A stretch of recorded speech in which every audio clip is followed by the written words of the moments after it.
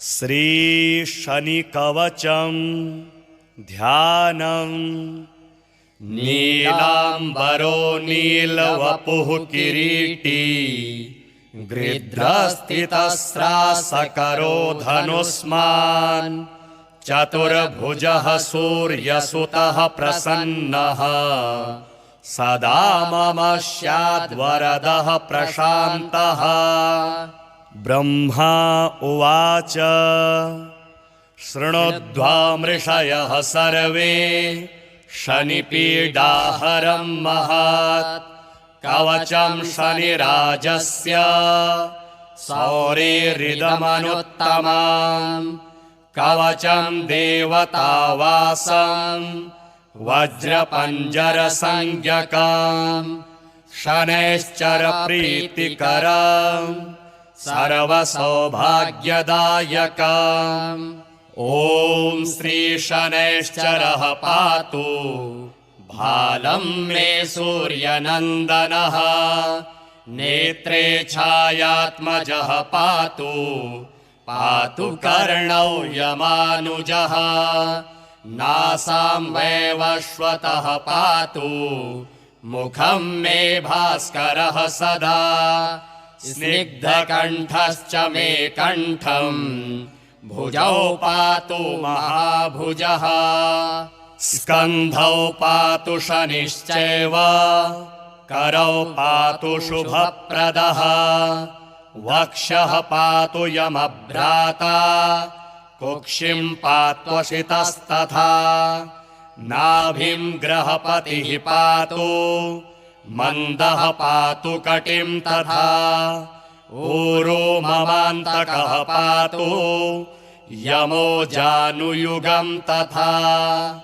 पादौ मन्दगतिः पातु सर्वाङ्गं पातु पिप्पलः।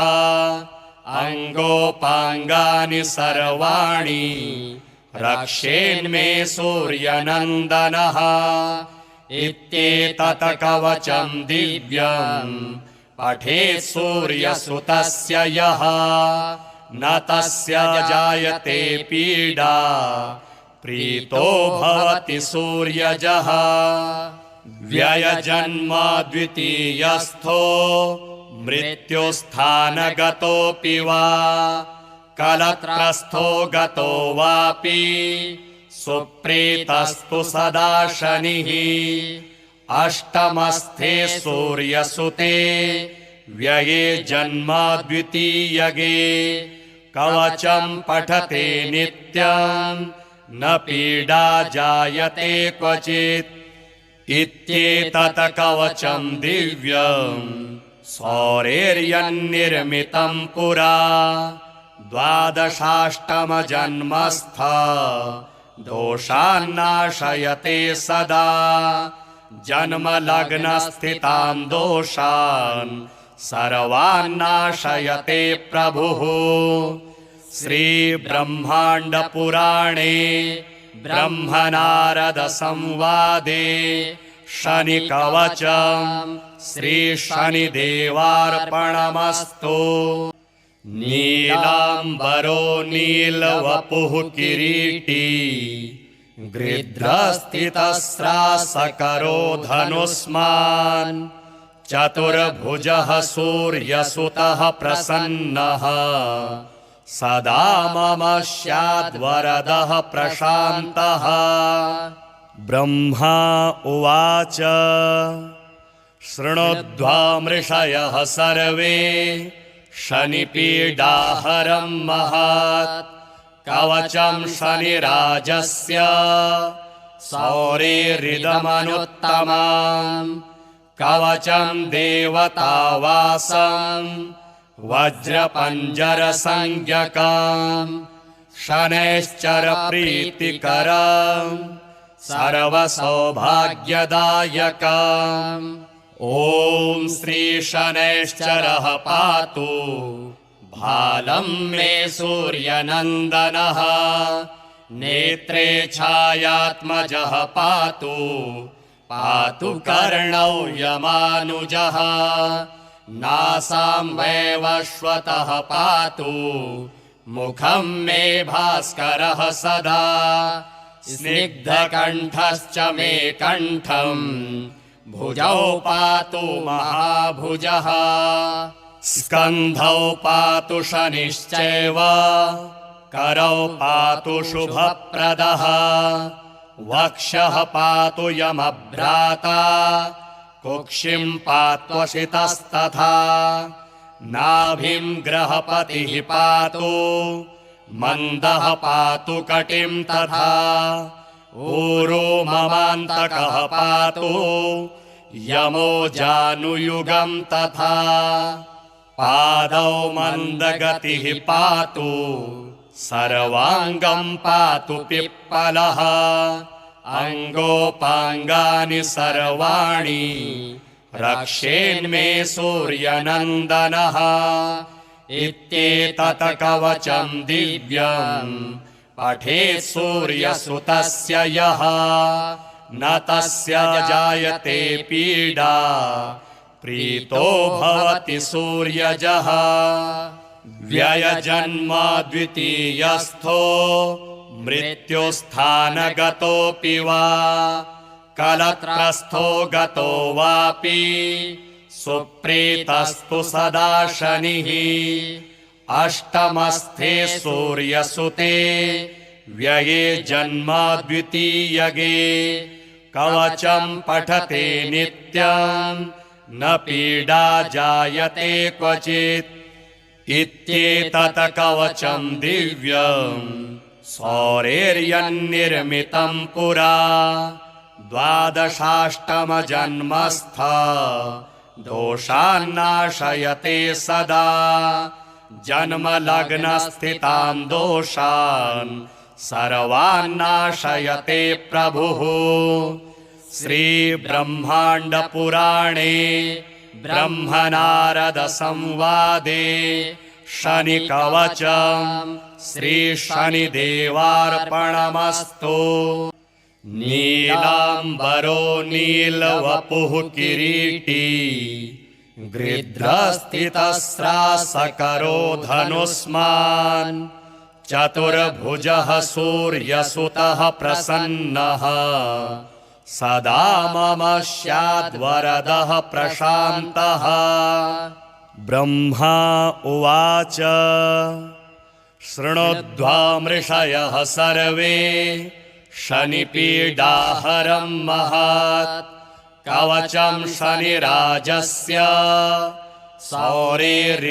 सौरेरिदमनुत्तमम् कवचं देवतावासं वज्रपञ्जरसंज्ञकम् शनैश्चरप्रीतिकरम् सर्वसौभाग्यदायकम् ॐ श्रीशनैश्चरः पातु भालं मे सूर्यनन्दनः नेत्रे छायात्मजः पातु पातु कर्णौ यमानुजः नासां वैवस्वतः पातु मुखं मे भास्करः सदा स्निग्धकण्ठश्च मे कण्ठम् भुजौ पातु महाभुजः स्कन्धौ पातु शनिश्चैव करौ पातु शुभप्रदः वक्षः पातु यमभ्राता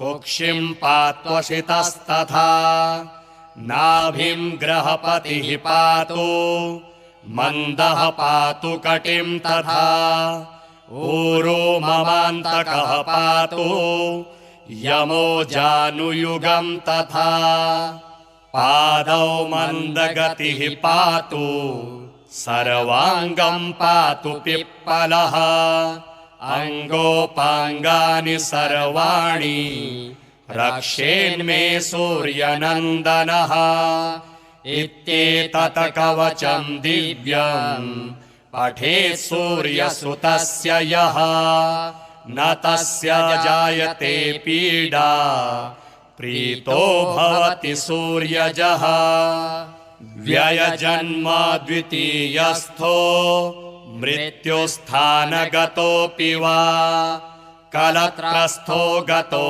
वापि सुप्रीतस्तु सदा शनिः अष्टमस्थे सूर्यसुते व्यये जन्म द्वितीयगे कवचं पठते नित्यं न पीडा जायते क्वचित् इत्येतत् कवचं दिव्यं सौरेर्यन्निर्मितं पुरा द्वादशाष्टमजन्मस्थ दोषान्नाशयते सदा जन्मलग्नस्थितां दोषान् सर्वान्नाशयते प्रभुः श्रीब्रह्माण्डपुराणे ब्रह्मनारदसंवादे शनिकवचं श्रीशनिदेवार्पणमस्तु। नीलाम्बरो नीलवपुः किरीटी गृध्रस्थितस्रासकरो धनुष्मान् चतुर्भुजः सूर्यसुतः प्रसन्नः सदा मम स्याद्वरदः प्रशान्तः। ब्रह्मा उवाच शृणुध्वामृषयः सर्वे शनिपीडाहरं महत् कवचं शनिराजस्य सौरेरिदमनुत्तमम् कवचं देवतावासं वज्रपञ्जरसंज्ञकम् शनैश्चरप्रीतिकरम् सर्वसौभाग्यदायकम्। ॐ श्रीशनैश्चरः पातु भालं मे सूर्यनन्दनः नेत्रे छायात्मजः पातु पातु कर्णौ यमानुजः नासां वैवस्वतः पातु मुखं मे भास्करः सदा स्निग्धकण्ठश्च मे कण्ठम् भुजौ पातु महाभुजः स्कन्धौ पातु शनिश्चैव करौ पातु शुभप्रदः वक्षः पातु यमभ्राता कुक्षिं पात्वशितस्तथा नाभिं ग्रहपतिः पातु मन्दः पातु कटिं तथा ऊरो ममान्तकः पातु यमो जानुयुगं तथा पादौ मन्दगतिः पातु सर्वाङ्गं पातु पिप्पलः अङ्गोपाङ्गानि सर्वाणि रक्षेन्मे सूर्यनन्दनः इत्येतत् कवचं दिव्यं पठेत् सूर्यसुतस्य यः न तस्य जायते पीडा प्रीतो भवति सूर्यजः व्ययजन्म द्वितीयस्थो मृत्युस्थानगतोऽपि वा कलत्रस्थो गतो वापि सुप्रीतस्तु सदा शनिः अष्टमस्थे सूर्यसुते व्यये जन्म द्वितीयगे कवचं पठते नित्यं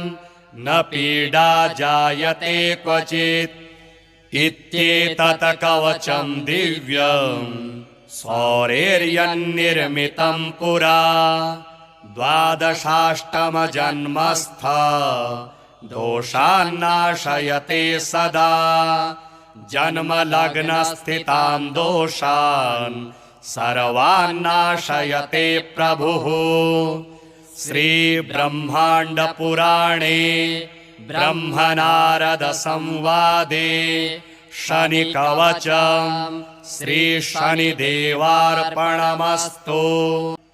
नीलाम्बरो नीलवपुः किरीटी गृध्रस्थितस्रासकरो धनुष्मान् चतुर्भुजः सूर्यसुतः प्रसन्नः सदा मम स्याद्वरदः प्रशान्तः। ब्रह्मा उवाच शृणुध्वामृषयः सर्वे शनिपीडाहरं महत् कवचं शनिराजस्य सौरेरिदमनुत्तमम् कवचं देवतावासं वज्रपञ्जरसंज्ञकम् शनैश्चरप्रीतिकरम् सर्वसौभाग्यदायकम् ॐ श्रीशनैश्चरः पातु भालं मे सूर्यनन्दनः नेत्रे छायात्मजः पातु पातु कर्णौ यमानुजः नासां वैवस्वतः पातु मुखं मे भास्करः सदा स्निग्धकण्ठश्च मे कण्ठम् भुजौ पातु महाभुजः स्कन्धौ पातु शनिश्चैव करौ पातु शुभप्रदः वक्षः पातु यमभ्राता कुक्षिं पात्वशितस्तथा नाभिं ग्रहपतिः पातु मन्दः पातु कटिं तथा ऊरो ममान्तकः पातु यमो जानुयुगं तथा पादौ मन्दगतिः पातु सर्वाङ्गं पातु पिप्पलः अङ्गोपाङ्गानि सर्वाणि रक्षेन्मे सूर्यनन्दनः इत्येतत् कवचं दिव्यम् पठेत् सूर्यसुतस्य यः न तस्य जायते पीडा प्रीतो भवति सूर्यजः व्ययजन्म द्वितीयस्थो मृत्युस्थानगतोऽपि वा कलत्रस्थो गतो वापि सुप्रीतस्तु सदा शनिः अष्टमस्थे सूर्यसुते व्यये जन्म द्वितीयगे कवचं पठते नित्यं न पीडा जायते क्वचित् इत्येतत् कवचं दिव्यम् सौरेर्यन्निर्मितं पुरा द्वादशाष्टमजन्मस्थ दोषान्नाशयते सदा जन्मलग्नस्थितान् दोषान् सर्वान्नाशयते प्रभुः श्रीब्रह्माण्डपुराणे ब्रह्मनारदसंवादे शनिकवचं श्रीशनिदेवार्पणमस्तु नीलाम्बरो नीलवपुः किरीटी गृध्रस्थितस्रासकरो धनुष्मान् चतुर्भुजः सूर्यसुतः प्रसन्नः सदा मम स्याद्वरदः प्रशान्तः ब्रह्मा उवाच शृणुध्वामृषयः सर्वे शनिपीडाहरं महत् कवचं शनिराजस्य सौरेरिदमनुत्तमम् कवचं देवतावासं वज्रपञ्जरसंज्ञकम् शनैश्चरप्रीतिकरम् सर्वसौभाग्यदायकम् ॐ श्रीशनैश्चरः पातु भालं मे सूर्यनन्दनः नेत्रे छायात्मजः पातु पातु कर्णौ यमानुजः नासां वैवस्वतः पातु मुखं मे भास्करः सदा स्निग्धकण्ठश्च मे कण्ठम् भुजौ पातु महाभुजः स्कन्धौ पातु शनिश्चैव करौ पातु शुभप्रदः वक्षः पातु यमभ्राता कुक्षिं पात्वशितस्तथा नाभिं ग्रहपतिः पातु मन्दः पातु कटिं तथा ऊरो ममान्तकः पातु यमो जानुयुगं तथा पादौ मन्दगतिः पातु सर्वाङ्गं पातु पिप्पलः अङ्गोपाङ्गानि सर्वाणि रक्षेन्मे सूर्यनन्दनः इत्येतत् कवचं दिव्यं पठेत् सूर्यसुतस्य यः न तस्य जायते पीडा प्रीतो भवति सूर्यजः व्ययजन्म द्वितीयस्थो मृत्युस्थानगतोऽपि वा कलत्रस्थो गतो वापि सुप्रीतस्तु सदा शनिः अष्टमस्थे सूर्यसुते व्यये जन्म द्वितीयगे कवचं पठते नित्यं न पीडा जायते क्वचित् इत्येतत् कवचं दिव्यं सौरेर्यन्निर्मितं पुरा द्वादशाष्टमजन्मस्थ दोषान्नाशयते सदा जन्मलग्नस्थितां दोषान् सर्वान्नाशयते प्रभुः श्रीब्रह्माण्डपुराणे ब्रह्मनारदसंवादे शनिकवचं श्रीशनिदेवार्पणमस्तु नीलाम्बरो नीलवपुः किरीटी गृध्रस्थितस्रासकरो धनुष्मान् चतुर्भुजः सूर्यसुतः प्रसन्नः सदा मम स्याद्वरदः प्रशान्तः ब्रह्मा उवाच शृणुध्वामृषयः सर्वे शनिपीडाहरं महत् कवचं शनिराजस्य सौरेरिदमनुत्तमम् कवचं देवतावासं वज्रपञ्जरसंज्ञकम् शनैश्चरप्रीतिकरम् सर्वसौभाग्यदायकम् ॐ श्रीशनैश्चरः पातु भालं मे सूर्यनन्दनः नेत्रे छायात्मजः पातु पातु कर्णौ यमानुजः नासां वैवस्वतः पातु मुखं मे भास्करः सदा स्निग्धकण्ठश्च मे कण्ठम् भुजौ पातु महाभुजः स्कन्धौ पातु शनिश्चैव करौ पातु शुभप्रदः वक्षः पातु यमभ्राता कुक्षिं पात्वशितस्तथा नाभिं ग्रहपतिः पातु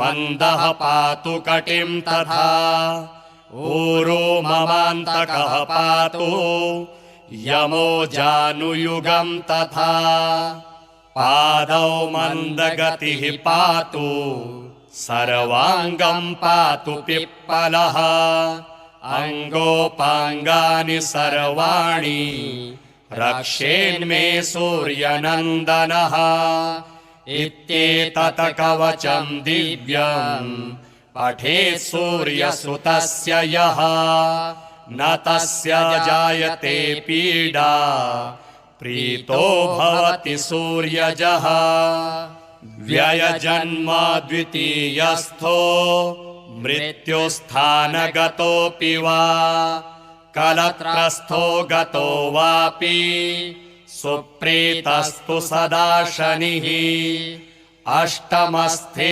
सूर्यसुते व्यये जन्म द्वितीयगे कवचं पठते नित्यं न पीडा जायते क्वचित् इत्येतत् कवचं दिव्यं सौरेर्यन्निर्मितं पुरा द्वादशाष्टमजन्मस्थ दोषान्नाशयते सदा जन्मलग्नस्थितान् दोषान् सर्वान्नाशयते प्रभुः। श्रीब्रह्माण्डपुराणे ब्रह्मनारदसंवादे शनिकवचम् श्रीशनिदेवार्पणमस्तु।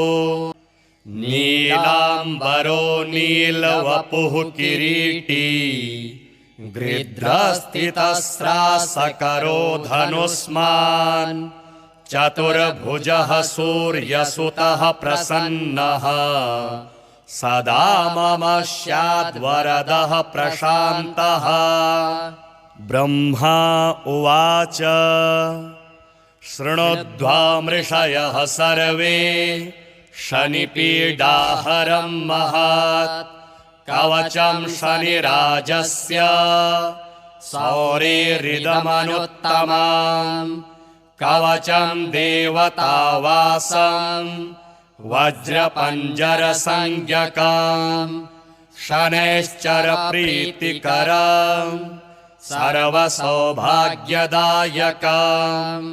ॐ श्रीशनैश्चरः पातु भालं मे सूर्यनन्दनः नेत्रे छायात्मजः पातु पातु कर्णौ यमानुजः नासां वैवस्वतः पातु मुखं मे भास्करः सदा स्निग्धकण्ठश्च मे कण्ठम् भुजौ पातु महाभुजः स्कन्धौ पातु शनिश्चैव करौ पातु शुभप्रदः वक्षः पातु यमभ्राता कुक्षिं पात्वशितस्तथा नाभिं ग्रहपतिः पातु मन्दः पातु कटिं तथा ऊरो ममान्तकः पातु यमो जानुयुगं तथा पादौ मन्दगतिः पातु सर्वाङ्गं पातु पिप्पलः अङ्गोपाङ्गानि सर्वाणि रक्षेन्मे सूर्यनन्दनः इत्येतत् कवचं दिव्यम् पठेत् सूर्यसुतस्य यः न तस्य जायते पीडा प्रीतो भवति सूर्यजः व्ययजन्म द्वितीयस्थो मृत्युस्थानगतोऽपि वा कलत्रस्थो गतो वापि सुप्रीतस्तु सदा शनिः अष्टमस्थे सूर्यसुते व्यये जन्म द्वितीयगे कवचं पठते नित्यं न पीडा जायते क्वचित् इत्येतत् कवचं दिव्यम् सौरेर्यन्निर्मितं पुरा द्वादशाष्टमजन्मस्थ दोषान्नाशयते सदा जन्मलग्नस्थितान् दोषान् सर्वान्नाशयते प्रभुः श्रीब्रह्माण्डपुराणे ब्रह्मनारदसंवादे शनिकवचम् श्रीशनिदेवार्पणमस्तु।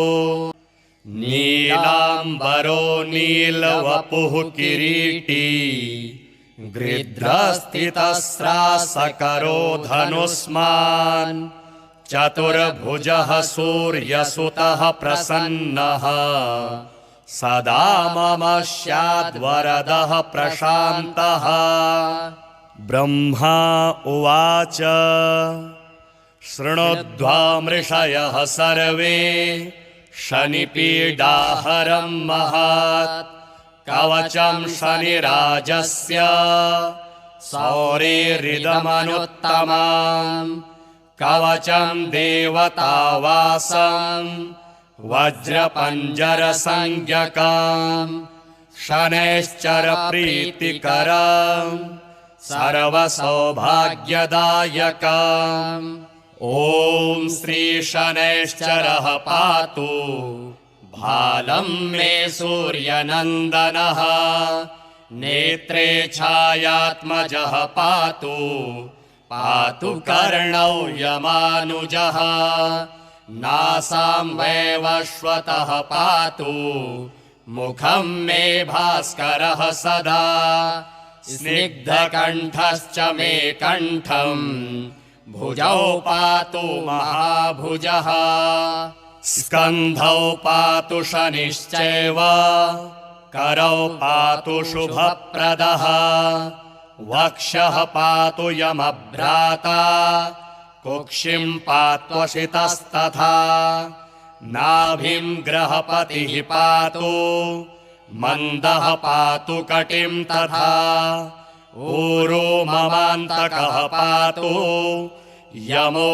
जानुयुगं तथा पादौ मन्दगतिः पातु सर्वाङ्गं पातु पिप्पलः अङ्गोपाङ्गानि सर्वाणि रक्षेन्मे सूर्यनन्दनः इत्येतत् कवचं दिव्यं पठेत् सूर्यसुतस्य यः न तस्य जायते पीडा प्रीतो भवति सूर्यजः व्ययजन्म द्वितीयस्थो मृत्युस्थानगतोऽपि वा कलत्रस्थो गतो वापि सुप्रीतस्तु सदा शनिः अष्टमस्थे सूर्यसुते व्यये जन्म द्वितीयगे कवचं पठते नित्यं